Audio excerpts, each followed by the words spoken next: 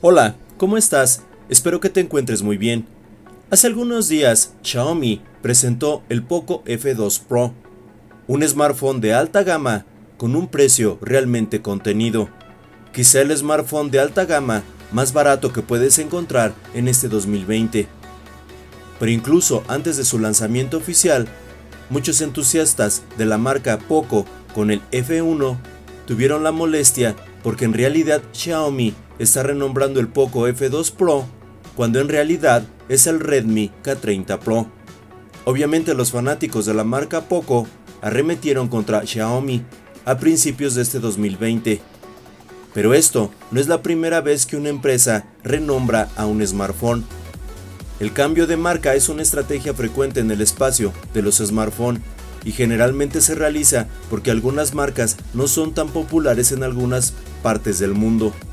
Por ejemplo, te puedo citar que Huawei lanzó un smartphone con el nombre Meiman 6 en China en 2017.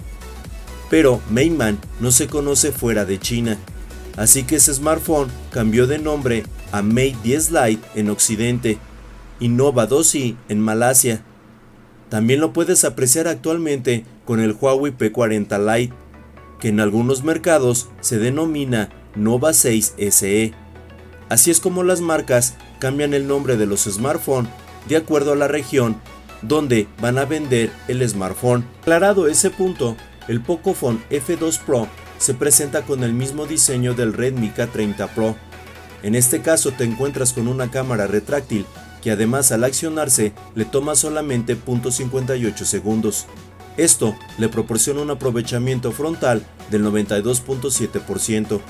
El Pocophone F2 Pro incorpora un panel AMOLED fabricado por Samsung de 6.67 pulgadas, con un brillo base de 800 nits, llegando como máximo a los 1200 nits. Su contraste es de 5 millones a 1. Cuenta con soporte HDR10 Plus y además tiene lector de huella en la pantalla. La frecuencia de actualización es de 60 Hz, por lo que te puedes olvidar de los 90 Hz que tanto se había filtrado. Eso sí, su frecuencia de muestreo pasa a ser de 180 Hz, una característica sumamente útil cuando ocupas videojuegos. En el interior del Poco F2 encuentras el potente Snapdragon 865. Incorpora gráficas Adreno 650. Para su refrigeración, hace uso del avanzado sistema denominado Liquid Cool Technologic 2.0. En pocas palabras, es una cámara de vapor.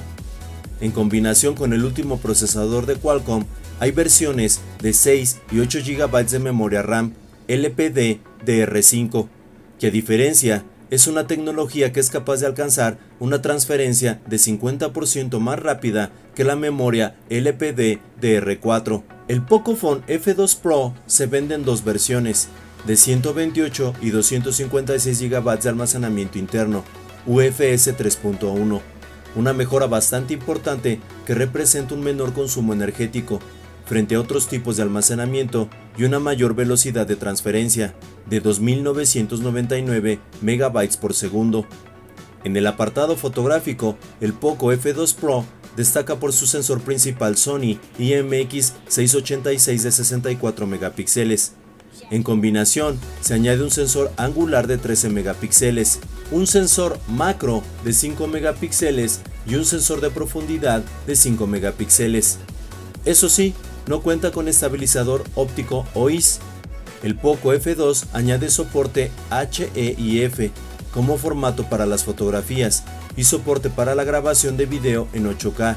Para la cámara frontal se cuenta con un mecanismo retráctil con la cámara selfie de 20 megapíxeles con una apertura de 2.3, acompañada de los modos conocidos de belleza y la incorporación de inteligencia artificial. El Poco F2 Pro destaca por tener una amplia autonomía.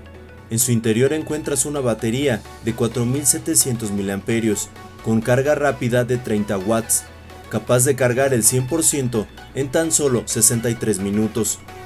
El resto de sus características es que cuenta con NFC, Bluetooth 5.0, Wi-Fi 6, USB tipo C, Game Turbo 2.0, puerto IR de infrarrojos, 5G NSA y SA, Dual SIM, GPS de doble frecuencia, que son características bastante importantes y que complementan este gran smartphone. Así que si buscas un smartphone con el procesador Snapdragon 865, pero tu presupuesto es un poco limitado, el Pocophone F2 Pro es tu mejor alternativa.